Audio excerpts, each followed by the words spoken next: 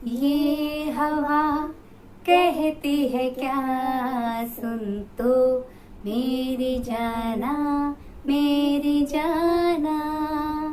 ये फिजा चाहती है क्या, सुन तो मेरी जाना, मेरी जाना। ये हवा कहती है क्या, सुन तो मेरी जाना, मेरी जाना। ये फिजा चाहती है क्या, सुन तो मेरी जाना, मेरी जाना। Hello everyone, welcome to my channel. दोस्तों, मेरे चैनल में आप सभी का स्वागत है और जिन्हें सब्सक्राइबर हैं उनका हार्दिक अभिनंदन है। दोस्तों, कैसे हैं आप सब?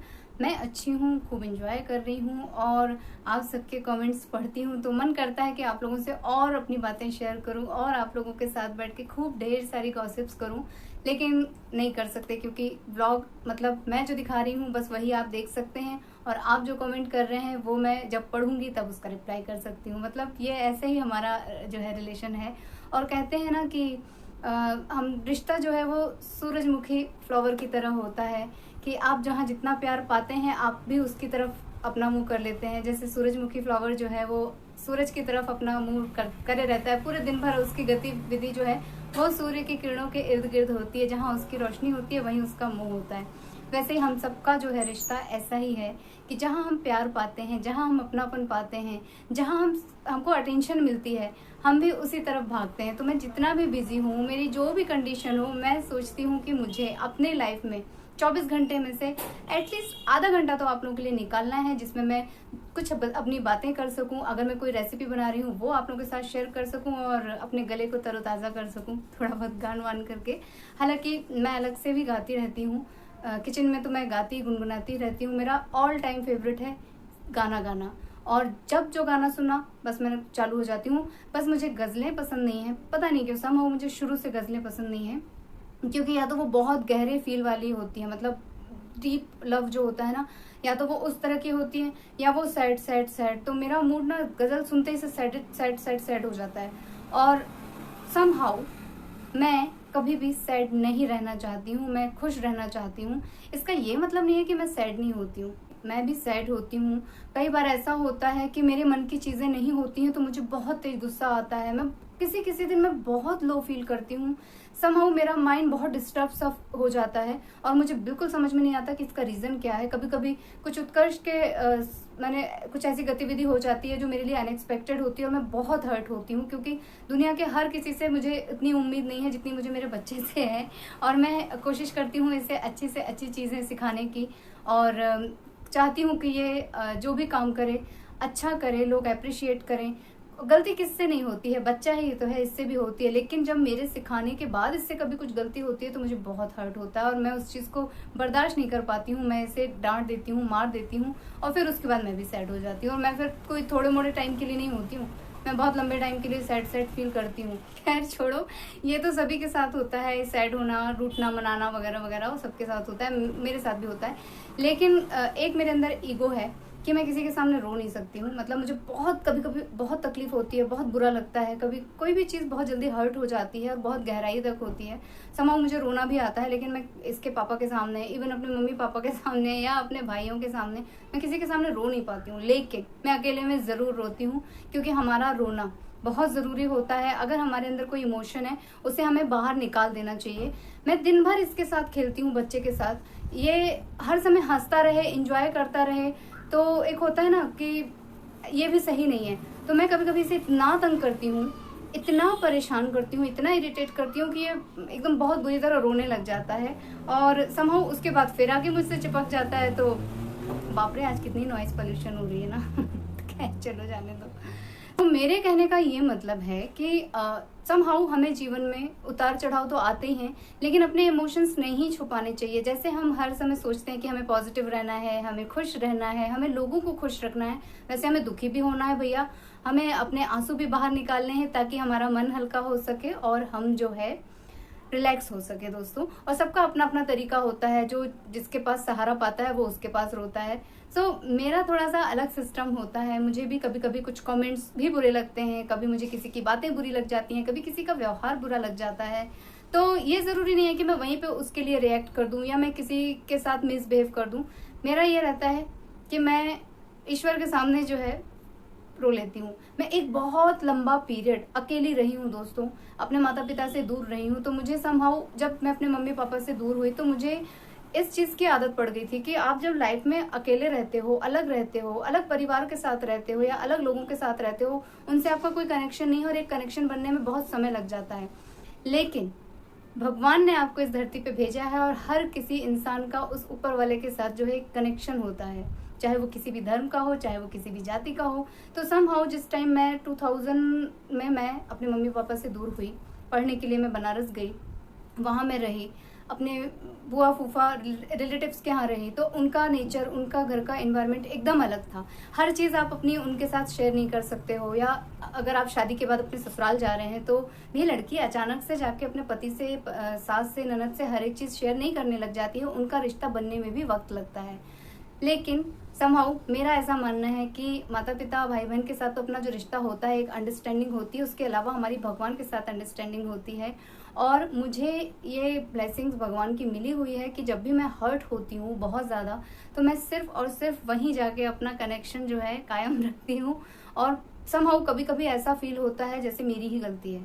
जब मैं कभी ऐसा भगवान के सामने कुछ अपने मन की बात रखती हूँ तो समहाउ मुझे कुछ ऐसी फीलिंग आती है कि अरे इस मैटर में तो तुम्हारी गलती है, मतलब मेरी गलती है। और कभी कभी ऐसा भी होता है कि मैंने अपनी कोई भी मन की बात भगवान के सामने रखी, मैं बहुत ज्यादा दुखी हूँ और 10 मिनट में ही ऐसे कुछ बदलाव होते हैं, हालात ऐसे बदलते हैं कि मैं 10 मिनट बाद सोचती हूँ कि अच्छा थोड़ी देर पहले मेरे साथ ऐसा हो रहा था, मैं इतनी ज्यादा कुंठित थी, मैं इतनी ज्यादा गिल्टी फील कर रही थी या मैं इतना ज्यादा सैड फील कर रही थी। इतनी जल्दी क्विकली मेरा जो है एनवायरनमेंट चेंज हो जाता है।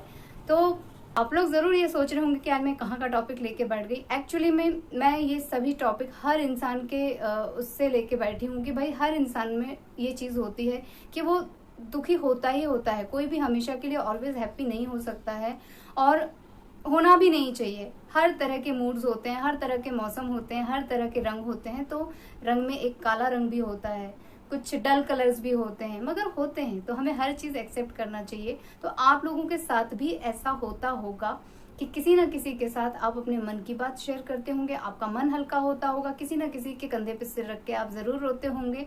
और मैंने तो अपना कंधा बता ही दिया है।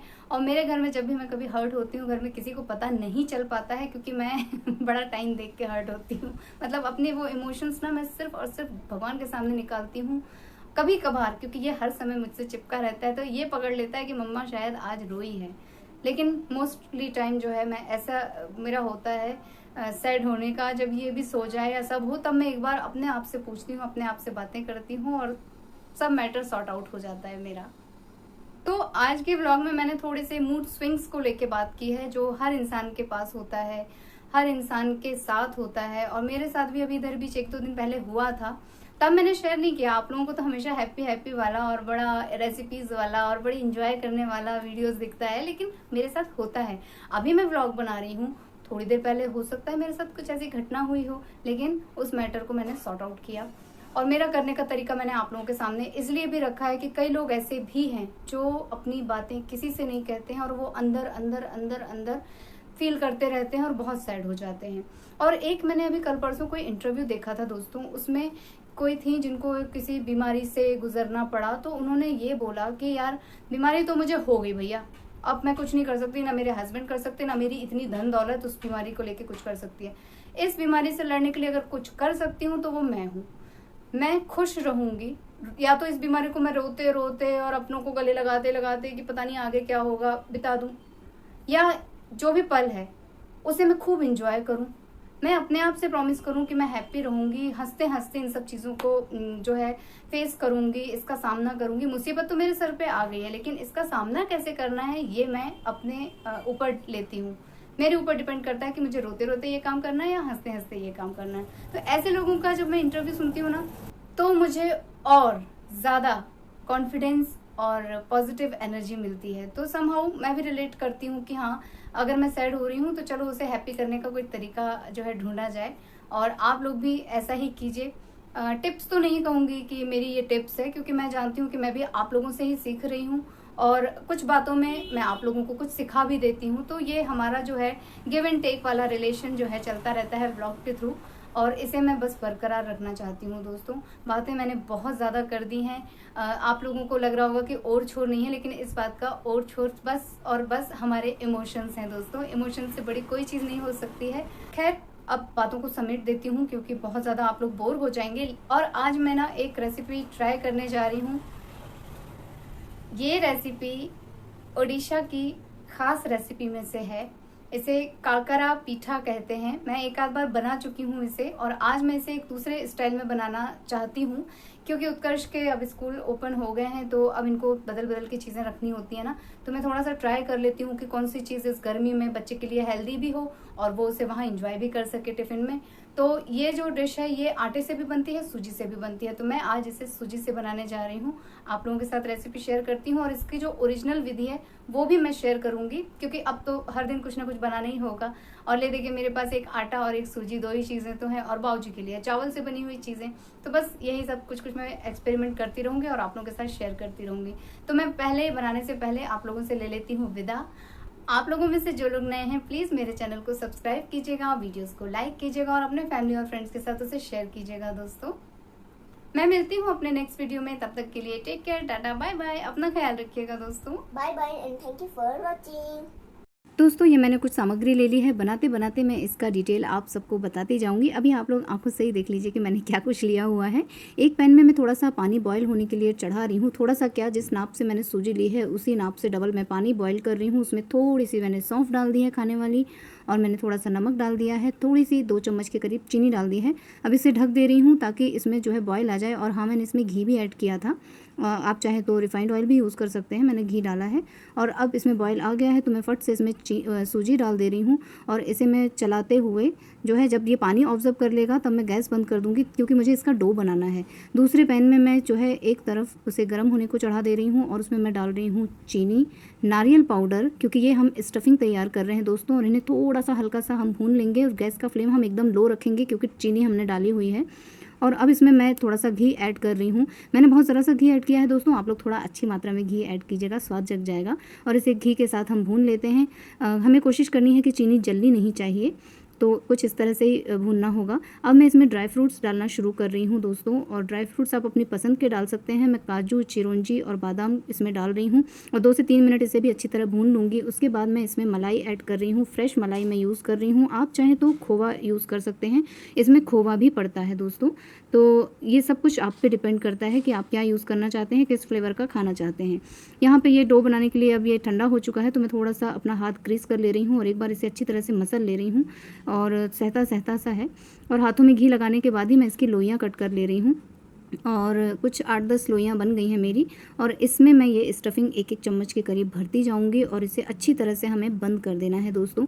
आज मैं इसे रिफाइन में फ्राई करके बना रही हूँ। मैं अगली बार इसे केवल पैन में सेक कर भी बनाऊंगी, ताकि हम लोग कम से कम ऑयल खा सकें। आज मैं ओरिजिनल रूप में ही बना दे रही हूँ। और हमारा ऑयल गर्म हो गया है, मैं एक एक करके इसे डाल लेती हूँ।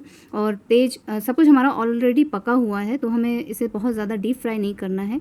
गरम तेल में बस अलट पलट कर हमें इसे तल लेना है। थोड़ा सा ये चिपक भी रहा है दोस्तों, हल्का सा फूल गया है, तो बस हल्का सा क्रिस्पी क्रिस्पी हो जाए और हम इसे बाहर निकाल लेंगे। और एक टिश्यू पेपर ज़रूर रखिएगा, क्योंकि हमने इसे ऑयल में जो है फ्राई किया है, तो एक्सेस ऑयल निकल जाए।